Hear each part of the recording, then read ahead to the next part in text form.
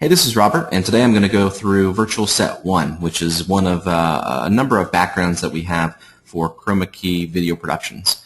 So basically what we have here is a couple different sequences set up. I'll just kind of play it through here so you can see kind of what we're dealing with a little bit. We have a talent layer, a studio background layer, and a B-roll layer. And so this is one setup. And then the other sequence that we have, which is kind of another view a little further back on the studio, and we have these two animated, dual animated monitors here that drop down in from the sky and have footage placed in there. The software that I'm using is Premiere Pro CS5, but the techniques and kind of what I'm doing here can be used in really any video editing program. We usually recommend Premiere, Premiere Elements, Final Cut, Final Cut Express, Vegas, which I think is now called Movie Studio. Any number of video editors, Pinnacle. They all can do pretty much what I'm doing here. I'm just kind of showing it within Premiere because it's one of the ones that I know best. So let me delete out my files in my file bin there, and I'll kind of show you how I set up the project, and hopefully it'll kind of help you with your workflow and any kind of chroma key video productions that you're doing. So the first thing I'm going to do is these are all my studio backgrounds that come with the Virtual Set 1 series, and so I'm going to set up a folder within my file bin and just call this one Studios there. And then I'm going to select all of my studio backgrounds and drag and drop them into the folder there. And so those will import. The next thing I'm going to do is grab the footage that I'm going to be using. So I've got this lady who was shot on a green screen, and then we have this kind of B-roll breaking news motion graphic that we're going to use in the background. So let me set up a folder called footage, and then I will select those two and then import them into the footage folder there. Okay, and so the next thing that you want to do within Premiere Pro, or really whatever video editor you're using, is to set up a new sequence for your edit. So down here there's a button for new item. We'll say new item, new sequence. Click on that. This is kind of where you choose your resolution, frame rates, and all that stuff. So hopefully you kind of know how to do that. I'm going to do a 1080p sequence, so we'll call this one Studio 1A, and hit OK. And so first thing we got to do is choose what studio background we want to use. So there's a number of different ones down here, but I think I'm going to do the Studio 1 dual animated and drag it down onto your timeline. I'm actually going to drag it onto the second layer, and I'll show you why in just a second. Okay, so you can kind of see this studio. It's basically, you've got these dual animated monitors that drop down from the sky, and nice little studio background and whatnot. So let me go ahead and title this layer right here, Video 2. If you right-click on the layer name, you can ask it to rename, and we'll call this one Studio. There. And the next thing I'm going to do is drag my talent footage down onto the timeline. I'm going to put it above the studio layer. So let me drag her down on top. And there she is, shot on the green screen there. I'll go ahead and right-click on this Video 3 layer and rename this Talent. Okay. And so next thing is to remove the green screen in her shot. And so we do that through a chroma key effect. And there are a few different chroma key effects in Premiere built in that come with it.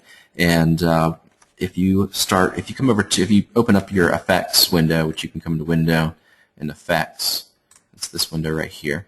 You can drill down through the video effects, or you can also, for kind of a quicker way to do it, is there's a little search icon right there. You can click on that and start typing in the name of the effect that you're looking. So if we type in key, it brings up all of the keying effects that we're looking for.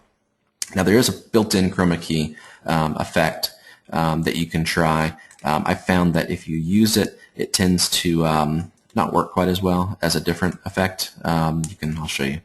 You click it, and you can adjust the settings on it, and it does okay, but you can kind of see that the hair has really hard time with, unless you have a really perfectly lit scene, it's pretty difficult to work with. But there's another keying effect that comes with Premiere called Ultra Key. And so if you click and drag that onto your talent footage layer there, in the Effects Controls window, which you can get to if you go to Window, Effects Controls, then you will see the Ultra Key drop down, and you'll want to click the eyedropper tool next to Key Color. You click that, and then you click, really when you click kind of close to your talent, you don't want to click up in these areas or further away from your talent. You want to get the color that's closest to the person that you are trying to remove the screen from. If you click over here, it's just kind of a different green than it is over here just because of the lighting, even on a perfectly lit screen. So you want to kind of click close to the person. So click that, and generally it'll do a pretty good job. You'll see that there's a little bit of a cleanup that needs to be done, adjustments and that kind of thing, which you can do with all these different drop downs. What I found is pretty good is this setting right here. You can do the default green screen settings, relaxed, which is minimal, chroma key removal, aggressive, which goes a little further, and then custom. The aggressive tends to work pretty good, so you can kind of experiment with that and remove most of the key from your scene that way. So you kind of see that it's not too bad there. You may have, like we do here, you'll see a little bit of the gradient there where the lighting just wasn't quite hitting it right. But since that's not where our talent is, we can go ahead and crop kind of down to where our talent is within the screen. So you do that by going to your effects area again, type in crop for crop, click and drag the crop effect onto your talent layer, and then go to the drop down in your effects controls for crop, and then you can crop left. You can see it kind of crop her out. You go a little further out so it doesn't crop her off. And top, right. We'll just crop it just a little bit like that, and that cleans up some of that extra green screen stuff. That way we don't have to go too crazy with the chroma key removal just to get some gradients that are further along the edge of the video itself. So the next thing is she's kind of this is kind of more of a centered scene set up for somebody who needs to be centered, but she's standing over here. The cool thing is once you've got your crop and your chroma key removed, you can really move her around as much as you want. So if you come over here to motion drop down, you can reposition her any which way, up or down, left and right, that you'd like to. So you can do a whole lot there. Another kind of cool trick is if you need to flip the person for some reason, if they don't have like if they don't have any words or anything like that on their shirt, that would obviously make it obvious that that the video footage has been flipped. If you need somebody to turn the other way, you can always flip them horizontally using the flip effect, transform effect in your video. So you can do a horizontal flip, click that and drag it over, and that'll flip the talent to the other direction. So you just want to be mindful that if they've got something that is a logo or text or anything like that on their shirt or clothing or something like that, then that's going to obviously make it look backwards, and so you wouldn't want to do that. But if they're just kind of got a blank, regular colored shirt, then you have a little bit more control over the final. So you can kind of see there that we've got her in the scene with the chroma effect and everything. And so the next step for this particular scene is to remove the green in these monitors and then replace it with some B-roll footage that we're going to use. So the next thing you want to do is same thing. Come over to the effects area, type in key, go down to Ultra Key again, click and drag that onto the studio layer. So we're applying the chroma key effect to the studio layer, and then we'll drop down the Ultra Key settings in the effects controls, click on the eyedropper, and then click on the screen, and that will knock it right out there. And you can also adjust those if you need to get it a little more. Okay. So we have the monitors coming down, fading out. and then going to whatever is the background. And so this last layer right here, and actually we're going to do 2 layers because we're going to have 2 pieces of footage, one for each screen. We will rename this one to B-roll 1, and then I'm going to right click and add tracks. Let's see, after B-roll 1 I want to add 1 video track, and then we'll call this one B-roll 2. And so now go to this breaking news graphic right here, click it and drag it on the timeline. You'll see it show up within the monitors, but that's the whole, it's a full screen graphic, so it's going all the way across. So if you select the graphic itself, come into motion in the effects controls, scale it down a bit, and then position kind of over and up.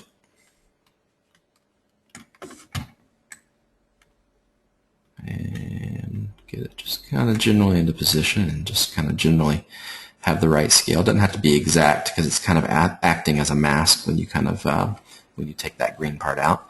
And then what we're going to do is select this clip, go to Edit, Copy, and then highlight the B-roll 2 layer, and then put our time slider at the beginning, Edit, Paste, and then we'll select the second B-roll clip and then move its position over to where that monitor is, right there.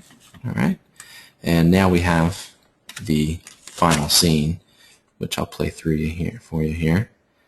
And the monitors come down, they fade into the B-roll clips that we put there, and that kind of thing. And so one of the things that we that people ask a lot of times is, this clip that they have for the studio is only about 15 seconds long, and how do they keep? They want to extend it out. Their presentation is 5 minutes long or 2 minutes long or something like that, and they need to extend it out for that length of time. And so there's kind of a quick and easy way to do that. And so what you want to do is you want to bring your time slider to the point where after the monitors have faded up to the B-roll footage, they've extended it all the way down, and you want to slice your clip right where that has occurred, right there. So we'll do put our time slider where we want the slice to happen, and then we'll say razor tracks right there. You can also hit Control K. Sometimes I find it's easy to lock the other layers so that they don't get sliced as well. So you go razor tracks, and that will cut the clip right where that has come down. And then what you can do is you can select this clip, go to Edit, Copy, go down to the end of it, paste, and then you can paste these for basically as long as you want the sequence to be. And there will be a little jump, you'll see, kind of in the background. There's a little bit of motion kind of going on in the background where you'll see a little bit of a jump. And the best way to fix that is just to put a little bit of a transition between the clips. So if you do a video transition across dissolve down here,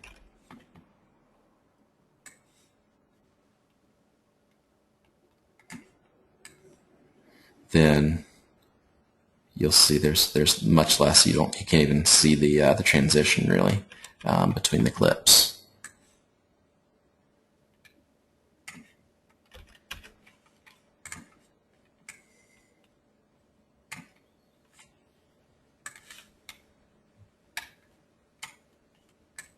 There you go.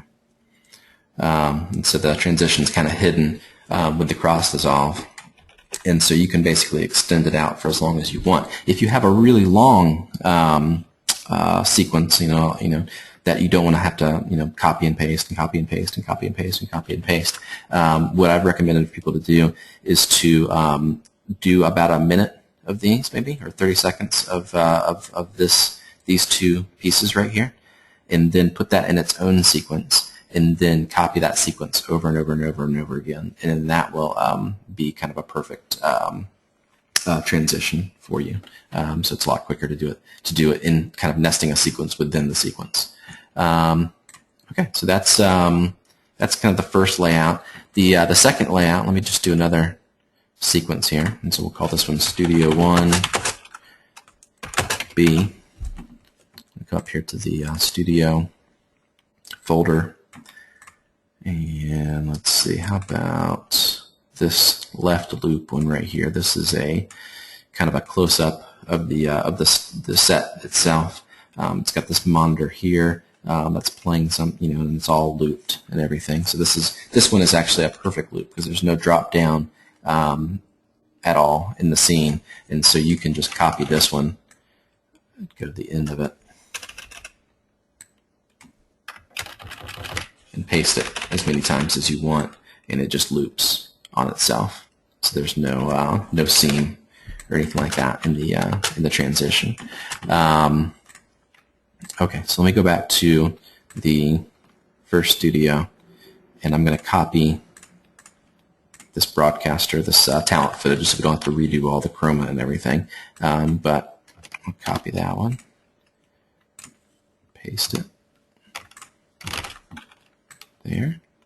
So now we have our presenter, and you can kind of see too now that she's looking the wrong direction. We're going to have to flip her back to where she was so that she's going the right direction. So we'll just delete this horizontal flip effect on that clip and then reposition her like that. So we'll right-click our studio, our layer names. Say this one's Studio. Right-click, tell it, and then right-click, and we'll call this one B-roll. There. And a lot of times with this particular clip, we don't have the monitor set up as a as a green chroma, and so a lot of times people ask us, well, how do you put footage into this area right here? And you can do it, any number of ways. If you're using something like After Effects or something that allows you to do more of a mask, you can add a mask and crop that area out if you want to. The other way to do it is just lay the footage on top of the studio layer. So we'll have this B-roll layer, and we'll scale it down, and then position it generally like that. Scale it up just a little bit.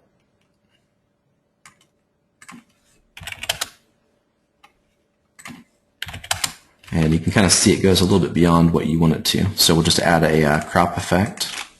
So go to your effects control or FX window there. Drag and drop a crop effect to the B-roll layer. And then we'll just crop a little bit off just to kind of get it in there.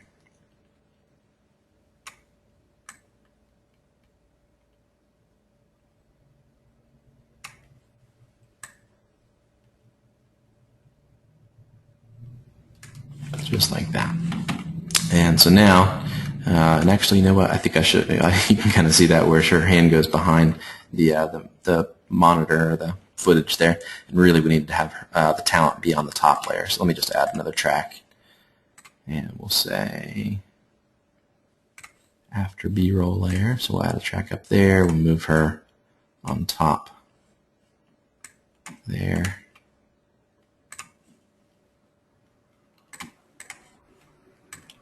And so now her hand goes in front.